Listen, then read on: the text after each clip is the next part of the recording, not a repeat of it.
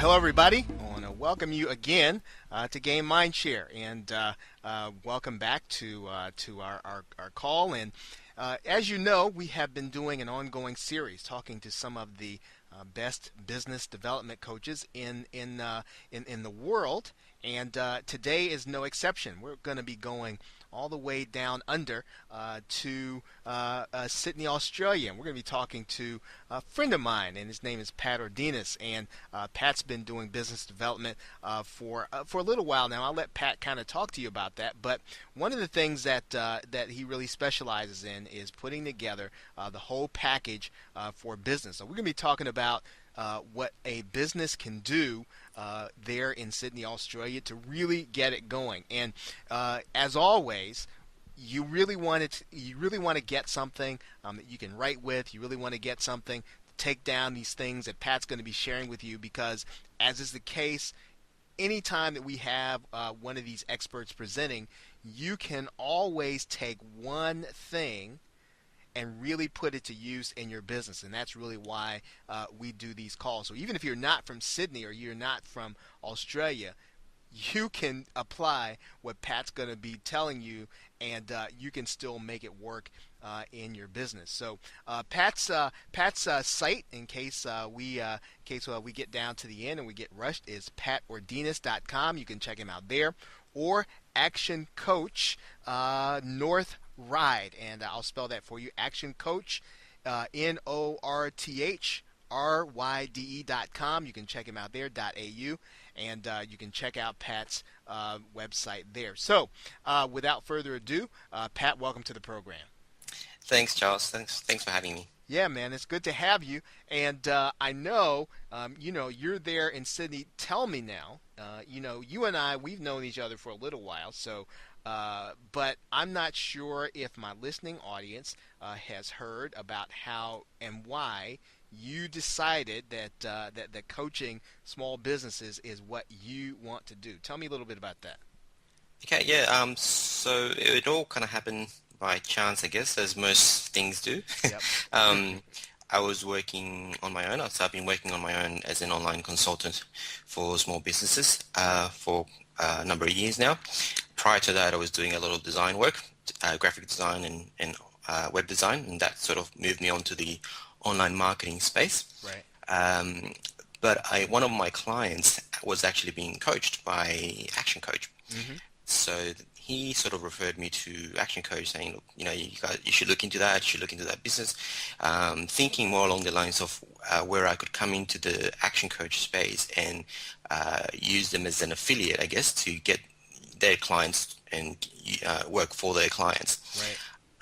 But once I started my conversations with Action Coach, it ended up being a much better fit for me to actually be absorbed into the business. Right. And work from within the business, because there was a real gap for them. There was a real missing link for them. The Action Coach specializes in coaching businesses on how to work less hours and make more money with their business. Right. However, one of the really important aspects of that now is the online field, and it's something where they were experiencing a bit of a gap. So that kind of brought me on board and made my life easier, because I didn't have to look for more clients anymore. Right. So yeah, That's right, yeah. all the clients came to me. So it was a really good leverage point for me, and a really good leverage point for Action Coach, because that meant that their clients were serviced by somebody that they can hold accountable and they can be in touch with. And there's always these horror stories that they have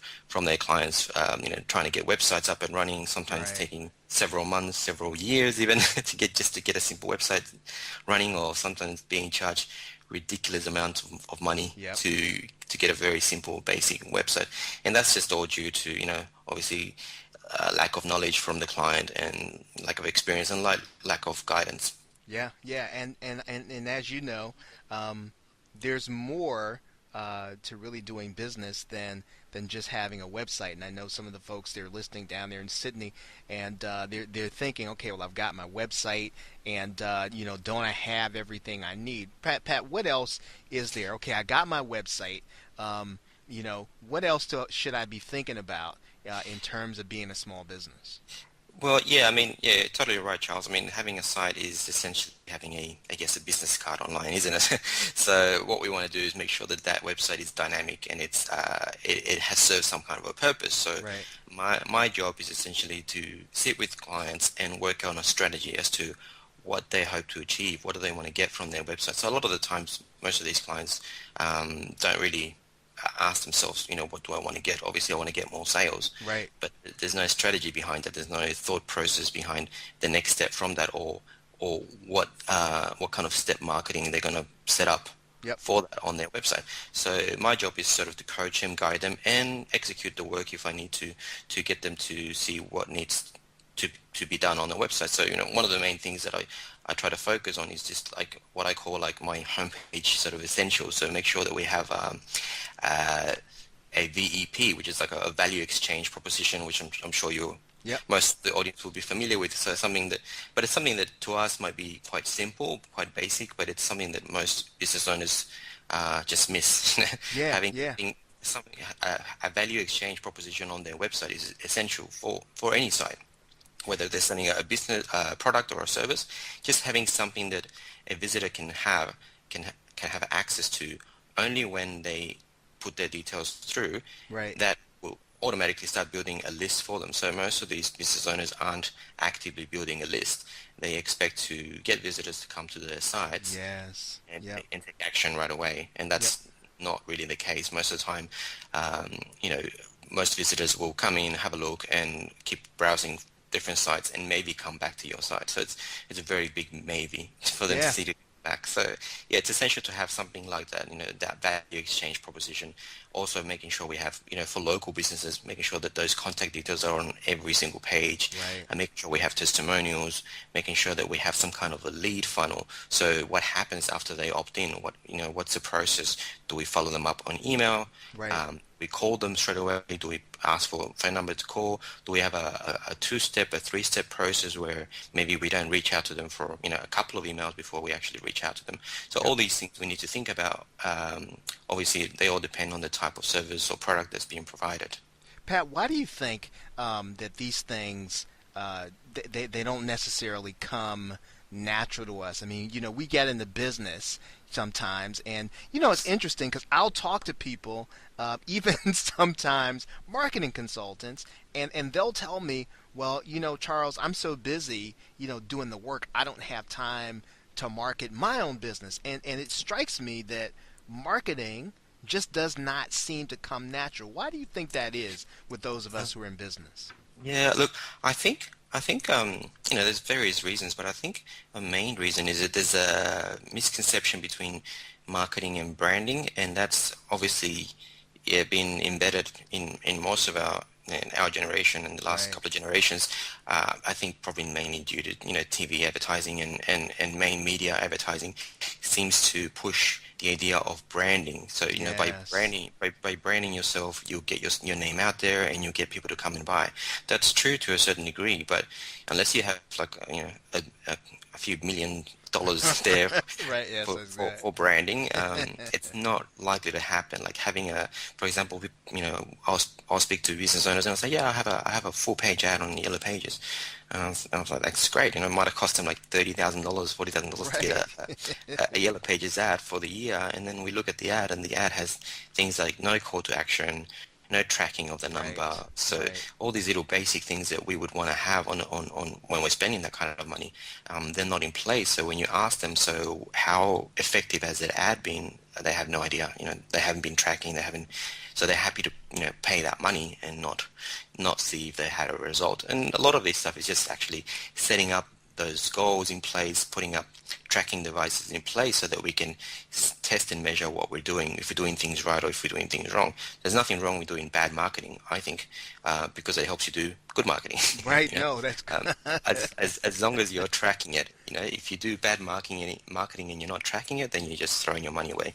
If you happen to do a bad marketing exercise and you've tracked it all and you've traced the point where you went wrong, then you can go back and rectify that and do another campaign and do it much better. right. That's But powerful. yeah, and that's something that most businesses, yeah, like you said, don't have the time to spend on setting up these things, and maybe just haven't thought about them in general. Right, right. Yeah. Now I want that is so I think that is so important. The whole idea of really getting a sense for, okay, whatever I'm doing, whether or not I'm doing radio advertising or I'm doing newspaper advertising, really having a sense for how well it's doing, and to be able to, as you said, you used the word tracking. Talk about that in a little more detail, because I'm thinking, I'm thinking that, if I'm just if I'm a store owner, I'm wondering, okay, I hear Pat, what's he talking about when he says tracking? Yeah, sure. I mean, Action Coach actually has I mean, one of the reasons why I was able to fit in right in with Action Coach is they have a very, very strong culture of test and measure. So Mm-hmm. their whole the whole principle behind their business coaching revolves around testing and measuring everything that's done.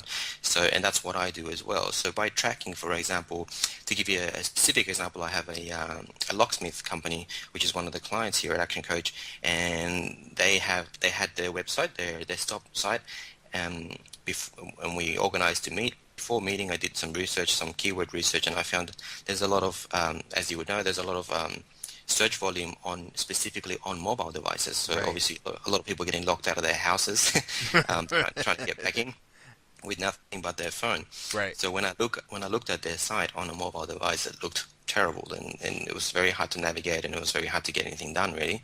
So my first suggestion was let's mobilize your site. Let's Right. create a smaller, faster, and more specific mobile version of your site. And but let's not just do that. Let's track it. So they said, okay, how do we do that? So we went and registered a 1-300 number, which is I guess you guys have like the 800 800. numbers. Yeah. Yeah. Yep. Uh-huh. And we put one of those in place on just specifically on the mobile side.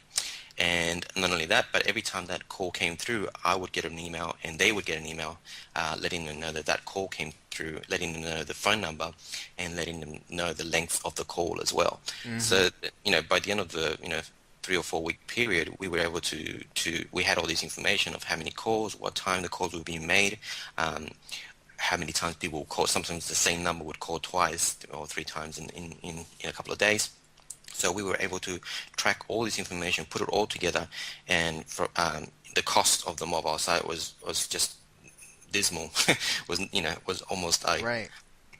just didn't count by the end of the first week, because there were so many calls coming through the mobile site that the clients very quickly realized how important it was for them to have a mobilized version of their site, and now they had a way to track the calls. And at the end of the week, they could just sit down and go through all the emails if they wanted to. They also get a report sent to them as to how many calls, how long the calls were made for, and also obviously all the analytics in place as well. So there was also a contact form on that mobile site, which you could do automated bookings. So you could do just a booking to get a locksmith out to you within the next 2 hours. And we track those as well, and track the measurement of those as well.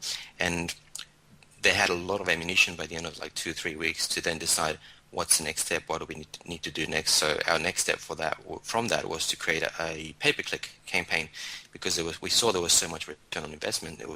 Would be silly not to not to Right. drive traffic. So it was one situation where it was very easy for me to convince someone to spend money with AdWords. Most business owners are usually afraid to spend money with AdWords Yeah. because they have done it. They have thrown a few $1,000s at Google and got Right. nothing in return. Right. Right. And Yeah. and again, it goes back to the testing and the measuring, the tracking. So they have done none of that. So they don't know where that money went. Yeah. Would you say almost that before, for the audience, I mean, for the folks who are listening, would you say that before you start undertaking some new marketing initiative, whether or not it's social media, or as you mentioned, a mobile website, that you really do get that tracking mechanism in place? Yeah, definitely. I mean, something as simple as having analytics. I mean, I'm part. I don't know if you're part of this. I'm part of the Google Engage program here Mm-hmm. in Sydney, and one of the things that comes up, and the stats are quite alarming, that people still don't have like analytics installed on their sites. Business owners, many business owners still just don't have those that set up in their website, and those that do haven't set up goals, haven't set up anything like in place to track what the audience is doing when they arrive on their site. So something as simple as doing that, and just measuring it for a month will give you so much information, so much Right. data that you can then apply. Even something as simple as knowing, right, so where is the highest exit point of our website? If we know where the highest exit point of our website is, then we know what page we need to work on, and we know, well, something's wrong obviously on this page, or something's not being, there's no strong enough call to action, there's nothing Right. for them to do, etc. So then we can start analyzing and dissecting these issues. But yeah, having something as simple as analytics can give you a wealth of information even after just a month or so of having it installed. Even just after a few days, you Yep. can have a lot of information. Yep. Yep. Pat, what do you say? And I've run into this. I don't know if you've run into this. That well, I don't have time for all that stuff. I just measure sales. I don't have time for analytics. I don't have time to sit down with all that stuff. I got to run my business. What do you say to a business owner? Because that's real. I mean, folks, Yeah, they've got a lot of stuff. Typically, they got to wear two or three hats, to yeah. get their business going. What do you say to that business owner that's at that point? Yeah, no, that's a very valid point, and that's exactly why essentially I was brought in to Action Coach. Action Coach has the philosophy of working on your business, not in your business, and obviously, yeah, playing around with things like analytics, etc., will make you work in your business, not on your business. Right. You'll probably get stuck trying to work out analytics, and that's not something we want to do. So it's obviously a matter of measuring the your time and seeing how much your time is worth. If your time is not worth having to learn these new things, having to apply them and track them and measure them, then hire someone that can to leverage your time and hire someone that can do these things Right. for you. Um, but even if you do, I would say, even if you do hire someone, get some knowledge first. Yes. Get some understanding of it. Get some. You don't need to get a try and go to uni and get a degree on marketing or anything like that. Right. That's But right. Yeah. just get some understanding of the basic mechanics so that you don't get taken for a ride essentially. Because that's one of the things that I've learned. There's so many clients that I've had have been taken for a ride, and that's actually one of the hardest points for me to overcome because I meet a new prospect, and there's a massive wall of defense because it's Right. like they've already dealt with someone like I me, know. I know. That's another right. another so-called online marketing guru or whatnot, and they've already been burned. And unfortunately, our industry is not, it's not policed by anyone. There's no such thing as the Association of Online Marketing Academy. That's right. Yes. That's right. Yeah. So, and even if there was, there would probably be not very well policed anyway. So anybody could turn up to your doorstep and say, yeah, I do online marketing and I can help you get more sales, or I can help you get to page one of Google. That is not Yes. the point. The point is to make sure you have some knowledge. So then you can go up to somebody that's an expert on the field and sit with them and work together with them and have a strategy in place. But yeah, first and foremost, get some knowledge. Even if you just spend a little bit of time, rather than Google, I tend to YouTube a lot of things because you get a little bit more knowledge when you just YouTube things. So just Sure. YouTube. If you have a question, YouTube it, and you're bound to find the answer on a YouTube video, and it'll be explained to you a lot easier than having to read pages of information, and it'll sink in a lot easier. And once you have that knowledge, then go and decide who you're going to approach to help you. Right. Right. No, I'm so glad you said that because I know there are folks here in my neck of the woods. I'm pretty sure they're where that clients that you have, they get them too. I'd say on a I'd say on a daily basis, I get an email saying, "Hey, Charles," or "Hey, first name," or something like that. Yeah. I can get you more traffic to your website. It's only going to cost you $50 US a month, and all you've got to do is just kind of sign up and work with me. Here are my customers.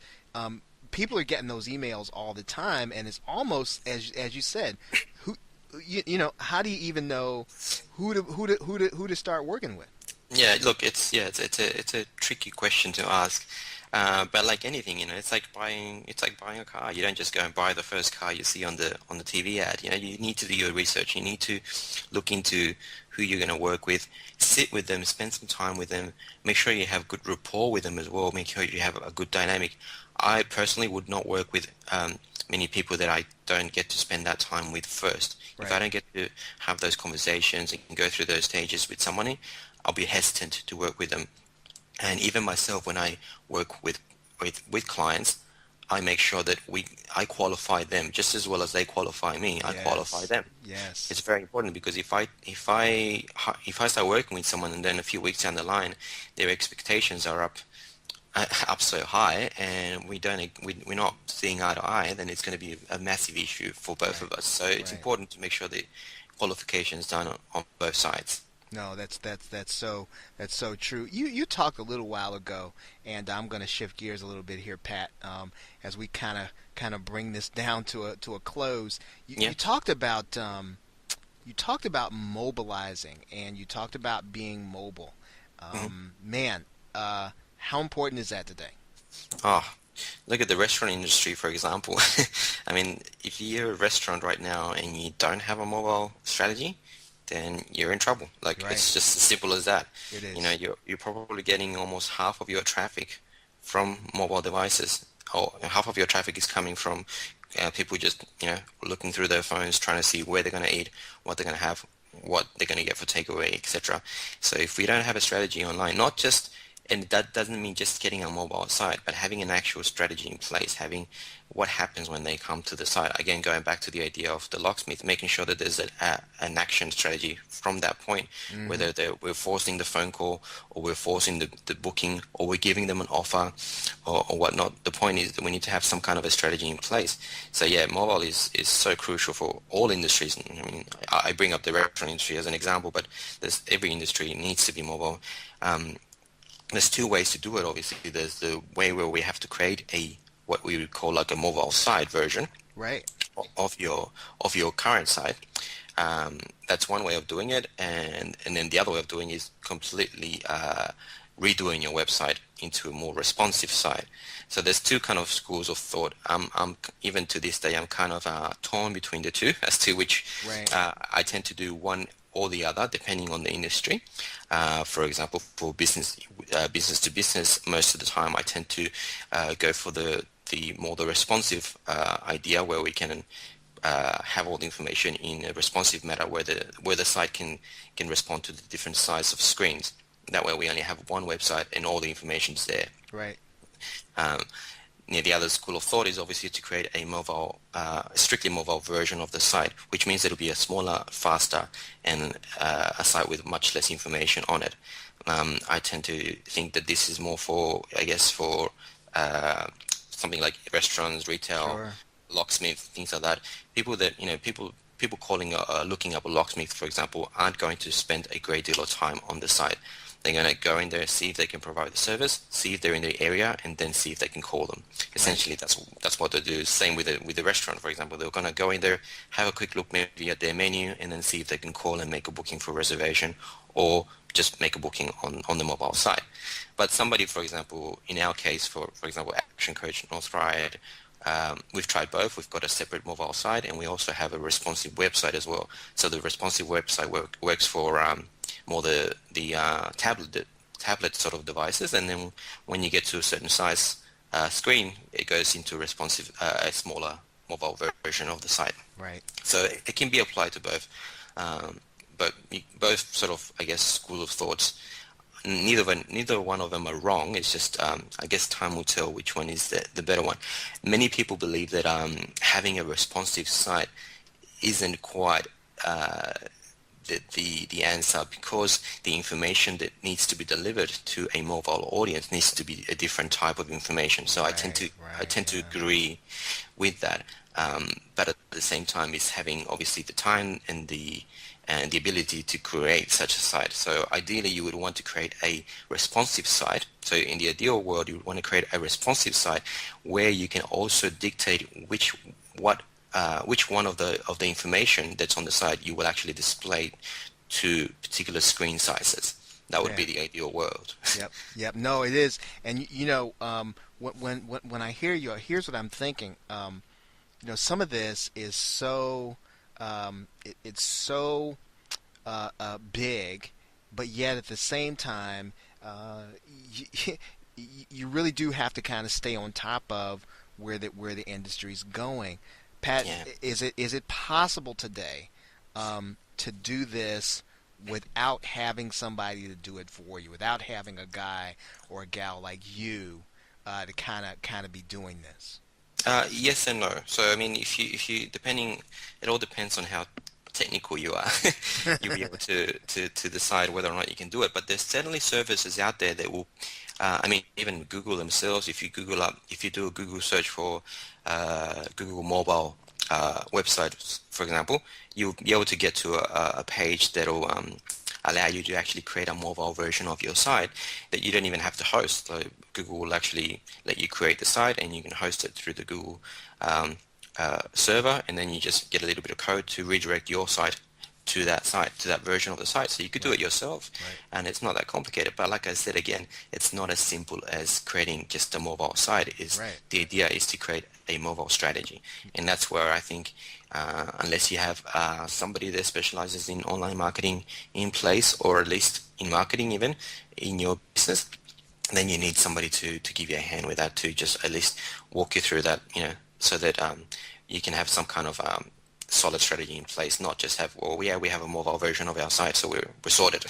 That's not really where we want to be at. We want to be at the next level. Right. So okay. So Pat, I'm in Sydney, and I like what I'm hearing from you. Who do you work with? Who are you looking for? Before you, I know you said that you're a little selective in terms of the folks that you work with. So, who are you looking for? Okay, so like I mentioned earlier, because I work with Action Coach now, a lot of the majority of the time the clients come to me, and it's just a matter of, and because these clients are already quite well trained by Action Coach to make sure they work on their business, um, it's a very quick and effective sort of solution between the two of us. We can sit down and work out whether or not we're the right fit within the first meeting. But essentially, I'm looking for business owners that obviously want to increase their profits, but don't want to just have solutions given to them. I want business owners that want to be somewhat involved in the process. They want to have, Hmm. I think it's really important for them to know exactly what I'm doing. A, because it values myself and my work when they know. If they don't know what I'm doing, they have no idea what they're paying for. So it's important for me that they know what I'm doing. And also, in the case that we ever part ways, they're not left stranded with like, well, yeah, I had a guy doing something for me and now I have no idea what I'm doing. Right. You know, Right. you wanna I want to be able to, ideally I want to be able to exit a business and for them to be able to take over that marketing without me. So a lot of the times what I tend to do is execute the work for them, but then later down the track, I actually coach and teach people inside their business to manage what I've done for them. So then when that's my exit strategy. So then it's not a case where I want to work with them forever. I mean, I would love to work for them forever, but Right. Yeah. it comes down to financials, right? So Right. if they can absorb that internally, then I'm happy to train somebody to take over what I've done.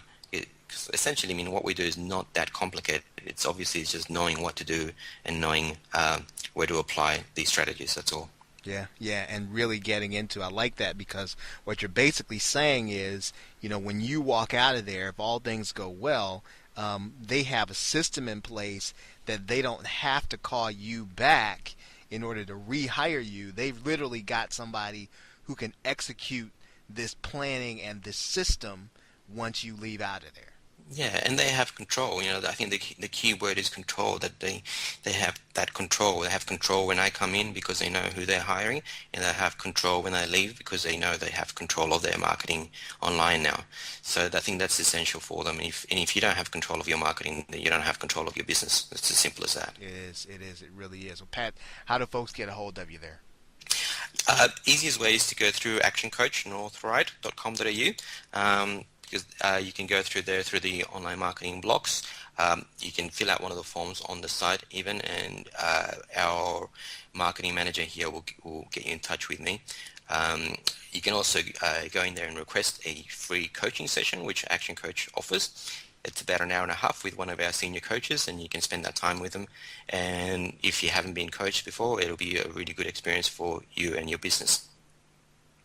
Okay, fantastic. Well, everybody, you know, I'm always just really pleased with the level of information that are shared on these calls. And we heard a lot, and you can always go back and listen to the archive. But one of the key things I think that Pat really kind of honed in on is that you've got to have your tracking in place. You've got to get those things really operating before, or even at the beginning of some new marketing initiative that you've got, because otherwise you have no idea how well it's working. So that was very, very key, very important. Again, get a hold of Pat there, actioncoachnorthride.com.au. Again, actioncoachnorthride.com.au. If you're listening to this on our website, you'll see the link down there. It'll say how to get a hold of Pat. If not, if you're listening to this and you're listening to this on Blog Talk Radio, then of course look for the link, or just head on over to our website at www.gainmindshare.com. We can hear other interviews with up and coming entrepreneurs, as well as some of the best marketing consultants and coaches in the world. Well, Pat, it's been a real blast, man. You've really kind of given us some really precise direction in terms of our marketing, and I hope that you'll come back and see us. No problems, Charles. Thanks for having me. I really enjoyed it. All right, yes, too. And everybody, well, thank you very much for being here. And again, this is Charles Harper at Gain Mindshare. Good to have you. Until then, till we meet again, hustle hard, have a great night, and a pleasant tomorrow. Take care.